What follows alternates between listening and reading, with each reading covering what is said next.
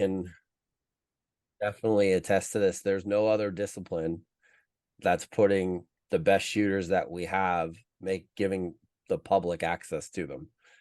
Olympic recurve doesn't do that. Compound definitely doesn't do that. So just want you guys to take advantage of the opportunity. So this Barebow checklist, the Barebow proficiency checklist, this is something that was actually developed by Larry Wise initially for the compound junior dream team. So I guess up until 2020, I'm going to say, I think the red team started in like 2020 or 2021. Larry Wise and Linda Beck started the junior dream team, and they wrote the compound NTS and played a role in the current level 3 manual that USA Archery uses.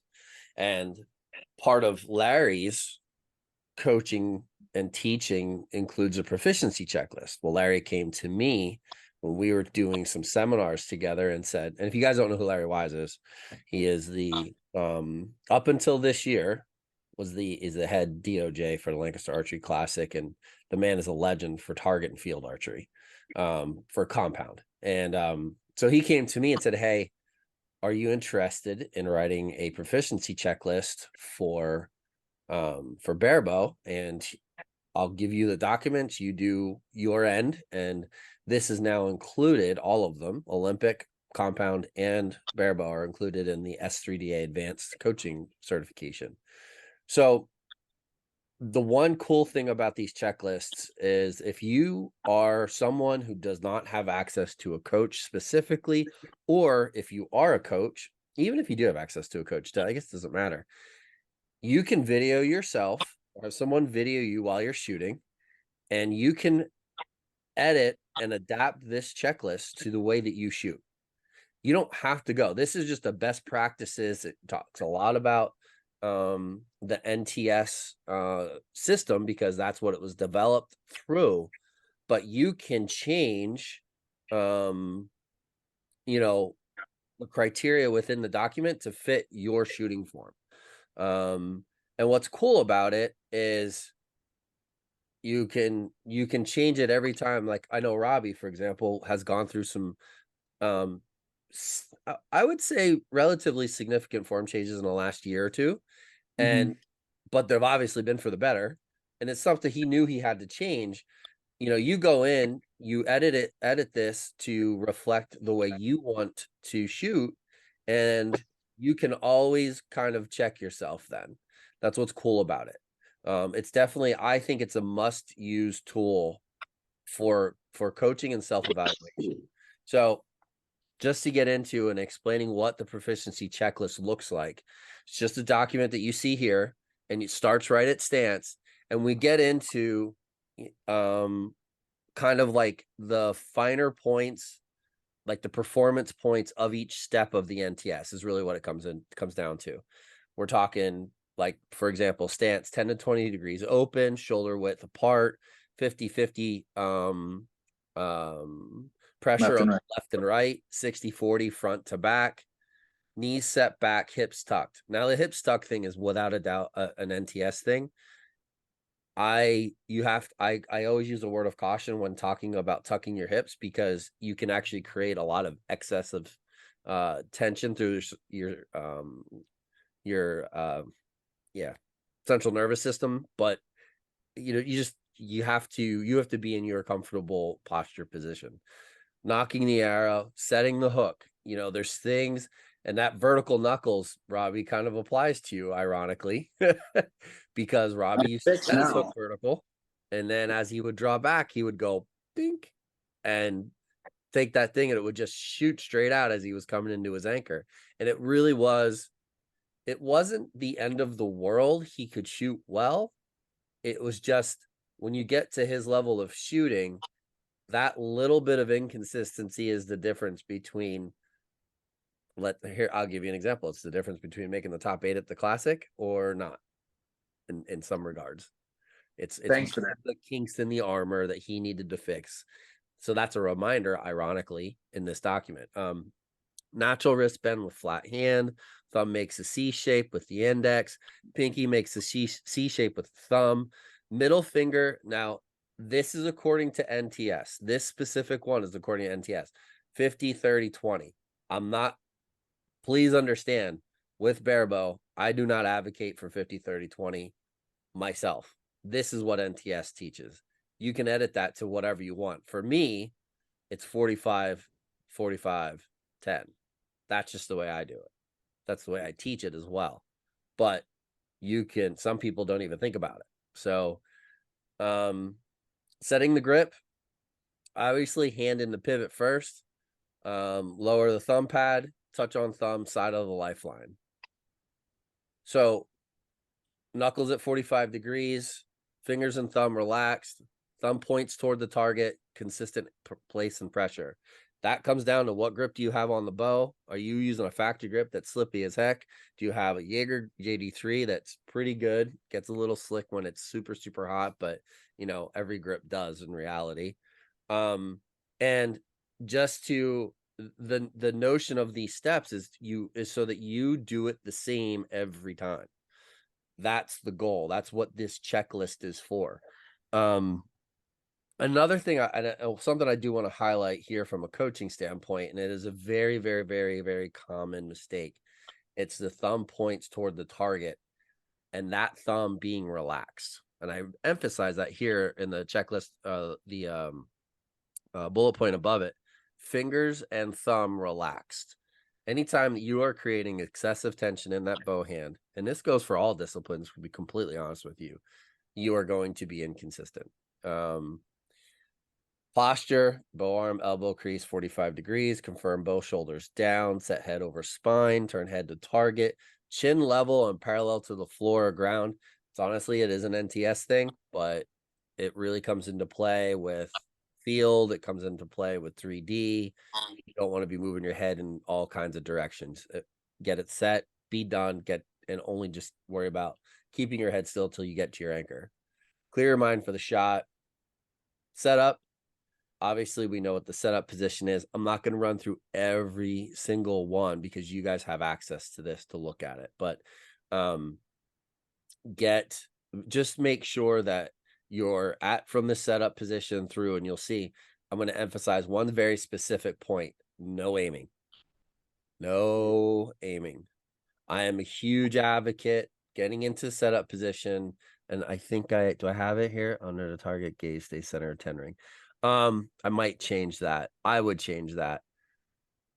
Your eyes are on the target, but putting that bow hand over the gold from setup. So set up, and covering that target so that you can't get into aiming. So many people go like this with the tip of the arrow, and they're actually floating the tip of the arrow in the middle of the target. Subconsciously, you're already aiming. You're screwed before you even get to shoot. Really focus on not ignoring the aim completely. As you refine your draw cycle, you'll find that as you come into anchor and you're mentally going through the proper steps and you're making those sort of conscious decisions, we'll call them mind managed decisions, the tip of the arrow is going to find its spot because you're not thinking about aiming. It's going to automatically happen in some regard. Draw to load. That's pretty common. I think one of the important parts about draw to load in regards to anchor that you guys need to really pay attention to is that you're not moving your head as you're bringing your anchor in. I have like specifically for myself, I have a bad habit of when I come to the front of my chin and I come to my anchor, I have a habit of tipping my head just a smidge. It's a little bit. It's not even a tenth of an inch, and it results in a high 9-8 arrow 12 o'clock every single time. Drives me insane. I can have the most beautiful shot in the world. I guarantee you that's a high arrow if I just allow myself to do that. I don't know where I came up with that habit, but in order to get rid of that habit, I need to replace it with a good one, and that good one is just going back to just draw cycles and practicing not moving my head, and probably videotaping myself to make sure that I don't, because you can't even feel it. Um, Anchor, we've kind of talked about that, and it's you need to know what your anchor is and make sure that you're hitting that same spot every time, whether it's an upper eye tooth, a lower eye tooth, or the corner of the mouth. I've shot, I think my best scores 5 years ago, 540s, 550s practice is definitely my best scores. I was actually corner of my mouth. I will say, and John and Grayson both told me, there's a lot of floating going on with the skin in the corner of the mouth. You don't have something hard to really make contact with. I know if you talk to like Eric Janssen, Robbie, where are you? Are you lower, upper eye tooth? Lower. Lower. Mm-hmm. It varies for everyone. I definitely, as I have gone into, I definitely prefer the lower eye tooth. The upper, I smacked the crap out of my nose, so I stay at the lower one, and I'm okay. Transfer to hold. Again, let's look at the bottom. No aiming. Super important. What time is it? 7:45. Expand and contract. I've said it a million times. Expand and contract is not a continuous movement. It's a hold. I don't care what anybody, even Brady describes it as a hold. It's a hold. You just stay. Your body will automatically expand as long as you are in the proper position and have proper alignment. Um, release. Release is going to be different for everyone. I saw a video. Yaka was live the other day, I think, and he was talking about his release.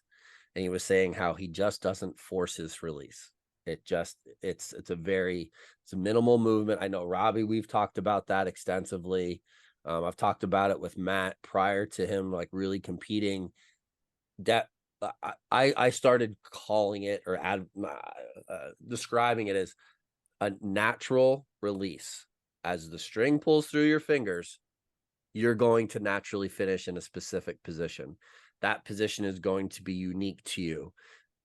It really should. And one universal thing is you want to have the same amount of tension and direction, splitting your body down the middle, 50% that way, equal 50% that way. And it's hard to find that. Some people, it comes naturally. Matt Hudson, it comes to you naturally. You absolutely, but you have to know what it is in order to fix it. Should something ever happen, you have to be able to recognize, yeah, I'm not doing this or I'm not doing X or Y. And that's where this checklist actually comes in. Follow through, again, natural reaction at relaxed aiming point. There's no big exaggeration of the bow hand or the release hand. Natural follow through to the tension direction that you have in your shot. And then obviously feedback. You have to be able to evaluate what you just did, but at the same time, you have to forget about what you just did and move on to the next one. And that's kind of one of the hard parts that people really struggle with in this sport, especially as you start getting good. A lot of people can be have fly by night success and do well. But as soon as they hit that one spot where they're like knocking on the door, being real good, the expectation that I'm going to be this or better every single time is what actually holds them back. It's the same when you're shooting and competing. I have something Relax. to say. Yeah, absolutely. Let me just finish this because then we're just going to get into the Q&A with you guys. Okay. Relax, evaluate external factors. That's i.e. weather, wind, rain, et cetera, et cetera. Perform objective evaluation of the shot, take meaningful breaths, set goal for the next shot. What are you going to improve on? Implement corrective actions and positive self-talk. Refocus on the current shot. This checklist is something you could use literally in the middle of a tournament if you needed to. You could reference it every time in between ends, whatever you need to do. With that being said, that coaching side or the coach talk portion of this is over. If you guys have questions about the checklist, I will answer them. If you have questions for Matt or Robbie, let's do it right now. We got about 15 minutes before we're going to try to go live. Robbie, what were you going to say in regards to the checklist? So in the last portion of the checklist, when you were talking about post shot evaluation and feedback, something that has helped me, and I'm obviously still working through it. Everybody usually does is looking at the shot objectively. Because what people usually do, and you can walk down a line at a tournament and you can watch people when they shoot a bad shot, say like a 6 or a 1, or they shoot a miss, you see the emotion come out. There's an emotional reaction instead of an objective reaction. Like if I shot, like I had some shots that didn't go where they were supposed to. Sure. Like, for example, I shot low right 7s at nationals. Instead of getting emotional and pissy that I shot a 7, you need to be like, okay, when that happens, it is because I'm not doing this. It's being able to look at something through an objective lens. I shot a 7 in this location, which means that over the course of all of my practices, thousands of arrows, that tends to be this error. And then I go in to evaluate to fix it for the next shot. So as sooner that somebody can get into it and look at why something happened and approach it with curiosity. Yaka's talked about that a lot. Is approaching it with curiosity, not being pissy or mad or upset, what have you. Yeah. Positive self-talk. That's in there. That's in that checklist is the objective view, but it needs to be extremely objective. And the more you can remove emotions, the quicker you can rebound and put an arrow in the middle after you didn't the arrow before. That's excellent information. Matt Hudson, you want to talk to that a little bit? What do you do? What was the question again? Sorry, I was trying to get this. No, that's okay. Yeah, no, you're multitasking. It was actually just a discussion about like after you shoot an undesirable arrow, what's your internal response to that? Matt doesn't shoot. Well, no, I do that a lot, a whole lot. I did a lot of them last week. No, you know what? I just try to forget about them super quick. As soon as it happens, it's just, if it's a good shot and it just impacts badly, then I just don't worry too much about it. But, if it was legitimately a bad shot, I just try to kind of just cancel it out and start back over. Yeah. It's never really weighed on me, though. Like, I've never really put a lot on that last arrow. I've just not ever worried a whole lot about it because there's nothing you can do about it anyway. That's still real laggy. Yeah, video wise you are. I mean, we can hear you, so it's not the end of the world. I'm not like if you need to turn off your video because it's laggy, I don't mind. It's up to you. No, I can hear y'all just fine. It's fine. Okay. All right. Yeah, you just pause every once in a while and like a goofy face. Oh. I'll deal with it. Yeah, it's not a big deal. I'm gonna go through. So Kurt and Ben, do you guys have any questions for these guys or have any or me or whatever? Yes. I have tons of questions, but they're probably not ones that I want to waste time with. The only time you waste time is when you don't ask questions. So well, how often do you have guys of this caliber in front of you that you can ask them an unfiltered question? Well, I got lucky enough to shoot with JD3 at IBO 3 days in a row, but yeah, I agree with you. Well, my that's biggest the first issue time. How long have you had a bow in your hands? Oh, for a long time. So and yeah, that's the first time that's opportunity's come. I agree. So you know what I mean? So the biggest thing I have issues with personally is like you guys talk about like forgiving setups and forgiving arrows and this limb does that and this Roger does that. I don't have a clue why it does that. You know what I mean? Like when I shoot, it just goes off and it's there and I'm like, yeah, it's a bow. You know what I mean? Yeah. Like I just recently got a Hilo riser and I got what I consider upgraded limbs because I'm used to shooting like Bronze Star Galaxies and stuff like that on a Hoyt Wharf. So it's like, and John was real quick to tell me, he says, dude, it's not your bow, you need to work on your process and stuff. So it's real easy to go down that path of saying it's the bow, it's not me, but it's not, you know what I mean? There's a lot going on in the front half. So that's what I'm trying to work on now is the mental game. And like Robbie was saying, don't get upset if something goes bad, you need to figure out why it went bad. But I'm not at the point to say, well, why did it go bad yet? You know what I mean? I'm still pretty new to shooting at this level. You know what I mean? Like before, I just wing arrows, and I caught myself doing that when I was down at the IBO shooting. I was just winging arrows, and I'm like, man, I'm practiced all summer to do this. I got to at least try to put a process together and try to do it. So, and that's what I'm just trying to learn right now. So, Yeah. So Go ahead, Robbie. there's a couple different answers, right? No, every bow I have owned will outshoot me. Every one of them, yep. right? Even the lower end risers, they will all outshoot me. I've gotten the brakes beat off me before by a $200 setup, right? Mm-hmm. It it is all the shooter. The process that John was talking about is extremely important, and Mm-hmm. this checklist is a big deal. Something that you could do in this off season when we're not competing is you go work on those individual steps in your blind bail practice, and you hammer those steps in, all of those 11 steps of archery, and then each little subsection, you hammer those in. So it's second nature. That's all I did all spring, because I had a pretty drastic form change. If you watched how I shot the indoor finals versus watching any video of me shooting last week, wildly different, completely different person. Mm-hmm. The mental part is all the same, but when I went through and I hammered through each individual step of what I needed to do, and perfect. Yeah. As perfect as I could get it.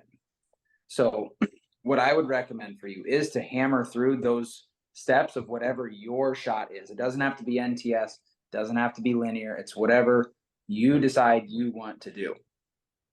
Yeah. I struggled for a long time because I would see, like, everyone, I talked to Frank about this, about the explosive release and stuff. And like my release was never real explosive. It just kind of went off and that was it. And I always thought there was something wrong with me about that. And from listening to the podcast and talking to Frank and stuff, he had said, you just kind of got to be equal. So It absolutely does. My follow through now is very bow weight. It's very bow weight determined. Frank's talked about this before. If you have a 20-pound Genesis bow and you let that string slip, your hand's not going to go anywhere. Yeah.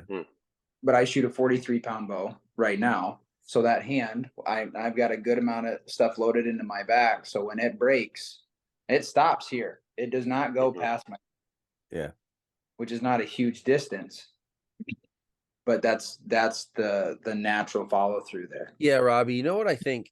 Just to talk to that point, I think a lot of people, they want to skip. So something that Ben's talking about, they want to skip past the notion of putting in all of that time and effort. Like, you've been shooting a long time, Robbie, and Ben's looking at, got some new equipment, and there's a placebo, there's a honeymoon period to new equipment because you're super motivated.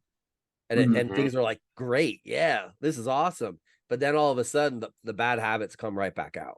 Correct. You've seen it dozens and dozens, maybe hundreds and hundreds of times. You see somebody that steps up, they go to their first tournament with a new bow, they shoot great, and they're like, oh, this is how this is going to be with this bow. But they never continue to do the work and to make the changes that they need to, and they just drop back into that same rut. You know what I mean? The bow, and it's not like Robbie said. Robbie was willing to break his shot down and focus on those individual pieces to make your weakness. You need to make your weakness your strength. And that's what he did. He went and attacked it to make that so that he's shooting with the most amount of confidence. And, here we are. And I bet you he still has things he wants to work on going in the indoor season. It never ends. It's just, it never ends. You can't, and it's just, people said it before, and we see it a lot at these tournaments. Like, we have sidebar discussions, and you see people that are shooting that are new to the scene and they're doing well. And, we all know, like, they're going to go one of two ways. They're going to go the easy route, or they're going to go the hard route. If they go the hard route, there's a good chance they won't climb this way, but they'll climb like this, real slow. They might dip down, and then they'll climb a little bit more. But then there's the people who are just, their mind goes the wrong direction, and oftentimes it's a peak and then it's a plummet. And you'll see this forever. You know what I mean? But one last piece to build on what I was saying prior, to address your winging arrows issue, you have to be intentional every time you shoot a bow. Every single time, whether it's practice or a tournament, you have to be extremely intentional with what you're doing. This last winter, I had like a phenomenal indoor season. I was towards the top with almost everything, which has never happened. And I shot the least amount of arrows I've ever shot in practice. But every time I stepped up, I was batting 98 to 100% with perfectly executed shots in practice. And that was my goal in tournaments. So even if I only shot 50 arrows, or if I shot 1 Vegas game or 2 Vegas games a day, everything was perfect. I wasn't winging a single shot, which undoubtedly will beat a 200 arrow practice day where half of them were just bleh, throwing them. So if you don't have a lot of time, if that's a constraint, you don't have a range to go practice at a lot, but you have a bail at your house, if you go execute 20 perfect shots or work on those steps and you're intentional with your practice, you're going to grow much quicker, and you're going to kind of starve out those bad habits of just winging it. If you I like build that. I like muscle, that statement. Starve out the bad habits. That's a good statement. if you are intentional and you build up that intentional intentional to where like it's easier, because it's like mentally taxing to be intentional. If you can build that up over the course of practices, and it happens when you're working on those individual steps, you will grow much, much quicker. Yeah. Hey, J83. What's up, buddy? Is your audio connected, or are you just not saying anything? Is it? Are you sure? Because we don't hear you rustling around there at all. Yeah, I don't think so. And he's gone. And he's gone. And he's back. Ah, There you are. Okay, we got you now. Good enough. What does he do? Yeah, I don't know.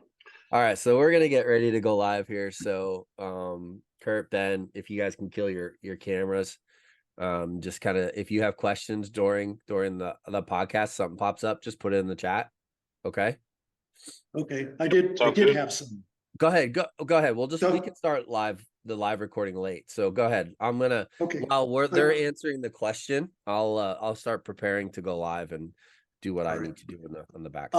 My biggest question is, after you come to Anchor, and I had maybe kind of an aha moment training today.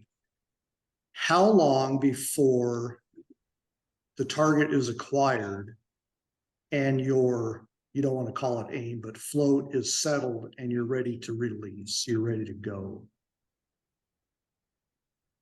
Does that make sense? For me, yeah, for me, it totally just is different on every shot. It's never, Okay. I mean, it's never a definite time limit on anything. Okay. How much movement is there when you're acquiring the target? Are you pretty much in the center and there's minimal movement? Do you kind of come up to it? So the reason I'm asking is I would come to Anchor and, I would be like, 5, 6 o'clock, and I would bring it up. And that's a step I want to eliminate. We're live, by the way, just so you guys know. But no worries. So keep it going. If anybody has float, my tip floats a lot, and I really just don't pay a whole lot of attention to it. I just kind of set my aim and just kind of move on with the rest of my shot. I don't hold everything to letting the aim steady, because at that point you'll be triggered off where the tip's at. Or for me, that's how that's worked out. I've tried that to really get it to hold steady, and it kind of gets to where I'm a little off on a release or something like that. Okay. So like for me, my point ends up low and left. I'm left-handed, so it comes on the inside part of my draw, and I have to go up and bring it. That's a I'm working on, but that's just where it's been all season. And I just do very similar to Matt. It's a very soft aim. You're not trying super hard to hit it. Something that was told to me by a resident athlete who's one of my best friends is like, no matter even how shaky you are or how nervous you are, it's eye focus and execution. So your eye focus is staring at the gold. If you stare at the gold and you know what your sight picture is supposed to be, whether you lollipop it or you hold the point in the middle or you cover the gold with your point, you just have that eye focus staring where it needs to stare. It doesn't really matter how much it floats around. Your brain will calculation to get it where it's supposed to go if you focus on the execution portion of your shot. Got it. Okay. Good stuff. Did that, Kurt? You that help? Is that what you wanted to know? Yes. Okay. Yes. Good stuff. Anything else? It's fine. You're here. You're live right now, just so you know. Okay. All right. No, Let's but talk you about- can ask away real quick. All right. I'll just have one more. Okay. Let's talk about breath cycle. All right. As I'm bringing up, one breath, come to anchor, settle in. Are you trying to execute that shot off of that breath, or do you put another one in, or is that a pretty individual thing? Because like on Weiss's book, yeah, he talks about breath. Yeah, Larry Weiss. Yeah. He talks about breath cycle, and he has one cycle, anchor, hold, you're shooting on that breath. Yeah. And I usually put another one in. I don't feel like I can make it on that one. Is that something that you guys concentrate on at all? No, I don't do that. No. And as far as to answer the other guy's question too from earlier, he was talking about all the steps and everything, and I just try to keep it super duper simple. Because if you have 14 things you're thinking about while you're up there, you're definitely not gonna be able to make the shot. Right. Yeah. Yes. Yeah. Yeah. And that's where it goes into, like, in the blank bill practice, you deep dive into that stuff, and your breath and your breathing cycle is, you just got to figure out where it works for you, where to input it. And if you do it enough in the blank bill practice where you're super intentional and making sure you're doing it the right way every single time, starving out the bad habits, it will become natural. I mean, I haven't shot my bow in a week, right? I could pick it up right now, not having shot that bow, and still have the same form I shot at the end of the Open, the end of National, because I've hammered those processes in, and you don't have to think about it. So once you figure out all the details and intricacies of each step and you hammer those in, then you can do what Hudson and I do, which is I have like 2 or 3 steps in my head when I do it, because I'm not smart enough to get through everything. So I had to break it up into smaller chunks and just work. For 1 week, I worked on this hand. What did this hand do through the entirety of the shot? And it was probably a lot more than that, but like, I would just break it down week by week. What am I going to focus on? And once I was proficient at it, I moved on to the next step. And your breathing sequence can be thrown into that however and whenever it seems fit for you. I have tried thinking about it once or twice, and I lost concentration to do anything else. I haven't really put in any effort to breathing cycle. Okay. I know that I hold my breath, but when do I bring in my last breath, and at what point, what lung capacity percentage do I hold my breath? I have no idea. Okay. Great. I think that question is a common one. And I think that we tend to overcomplicate shooting. And that's one of the things that comes up often. I think shooters personally overcomplicate. Okay. Yeah. They overcomplicate follow through, they overcomplicate breathing, and they overcomplicate tuning. Because there's people who will just forever tune and forever not feel like they're not shooting well, but they're continually messing with their tune. Oh, well, I'm going to change this. This will make it better. I'm going to change. Meanwhile, they can't hold 3 arrows in the gold at 18 meters with a good tune. How do you know how do you know you're really tuning correctly when your shot process is you're questioning your shots because you know they're not good shots, but you're just hoping that you're getting a good tune out of it. We work on it so often. And coaches go crazy over it, and there's like hot ticket items that people talk about, and all it's really doing is sending people down a negative rabbit hole that just second guesses the tune, and they're like, maybe it's not the tune, maybe it's you. Right.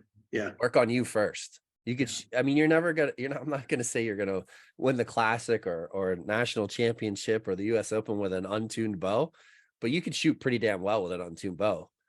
You know what I mean? You can do it. It's just, we so often people work on the wrong stuff. They're worried about the wrong stuff.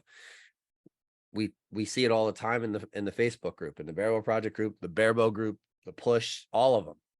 They're asking questions about things that just aren't relative. Like, don't even worry about that. Just focus on shooting and doing the things like Robbie and Matt and John's form is super simple. Like, just keep it simple. Don't overcomplicate things.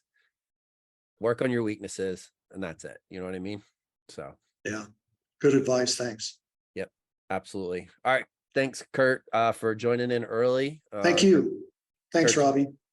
Thanks, John. Yep. Thank you. Yep. All right, guys. Oh man, that was good. That was actually good stuff. It was a great way to open up an episode